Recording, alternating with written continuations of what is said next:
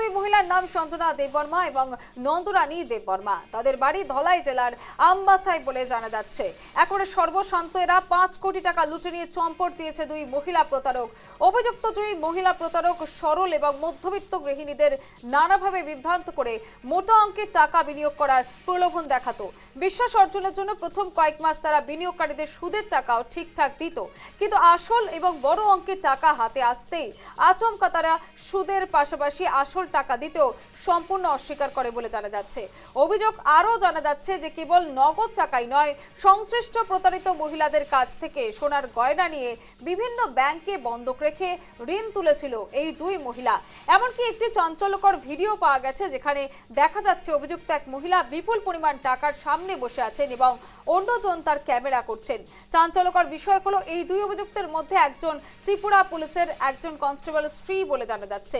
আগরতলা সহ ত্রিপুরার বিভিন্ন প্রান্তে জাল বিছিয়ে রয়েছে প্রায় 5 কোটি টাকা লুট নিয়ে চম্পট দিয়েছে দুই মহিলা প্রতারক। বিস্তারিত জানবো, ফোন লাইনে আমাদের সঙ্গে রয়েছেন আমাদের প্রতিনিধি ভূপাল চক্রবর্তী। ভূপাল, এই মুহূর্তে দাঁড়িয়ে আর কি তথ্য উঠে আসছে?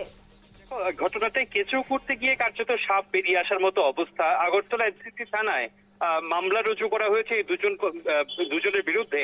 এর মধ্যে পুলিশ এবং টিএসআর এর জওয়ানরাও জড়িত রয়েছে এই চক্রের সঙ্গে। এর জানা গেছে, যদিও প্রশাসনিকভাবে কেউ মুখ খুলছে না, তবে জানা গেছে দুজনকে সাময়িক বরখাস্ত করা হয়েছে ত্রিপুরা পুলিশের জওয়ানকে। এবং সেই ক্ষেত্রে এখনো পর্যন্ত যারা মূল অভিযুক্ত, অর্থাৎ ভিডিওতে যে দুজন মহিলাকে একজনকে দেখা যাচ্ছে এবং অন্যজন ভিডিও করছেন, তাদেরকে এখনো খুঁজে পায়নি পুলিশ। এবং পুলিশ ইনভেস্টিগেশন নিয়েও কিন্তু যে সমস্ত প্রতারিতরা, তাদের একটা অভিযোগ রয়েছে যে পুলিশ যথার্থভাবে সেখানে ইনভেস্টিগেশন করছে না।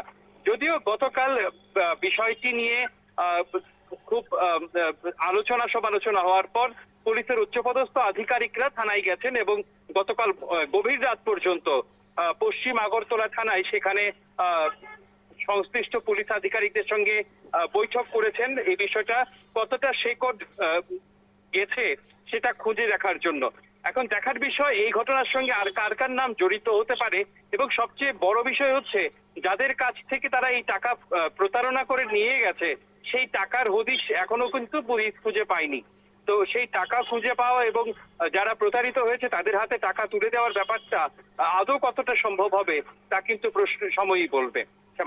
একেবারে অনেক ধন্যবাদ ভূপাল। এতক্ষণ ফোন লাইনে আমাদের সঙ্গে ছিলেন আমাদের প্রতিনিধি ভূপাল চক্রবর্তী। ত্রিপুরার আগরতলা সহ বিভিন্ন প্রান্তে জাল বিছিয়ে 5 কোটি টাকা লুটে নিয়ে চম্পট দিয়েছে দুই মহিলা প্রতারক। তবে গোটা ঘটনার ইতিমধ্যেই তদন্ত চলছে, সর্বশান্ত হয়ে পড়েছেন কিন্তু 20 থেকে 25 জন গৃহিণী এবং সরল সাদাশীতে যে সমস্ত গৃহিণীরা রয়েছে তাদেরকেই টার্গেট করা হচ্ছে এমনটা জানা যাচ্ছে। অভিযুক্ত দুই মহিলার নাম সঞ্জনা দেববর্মা এবং নন্দরানী দেববর্মা।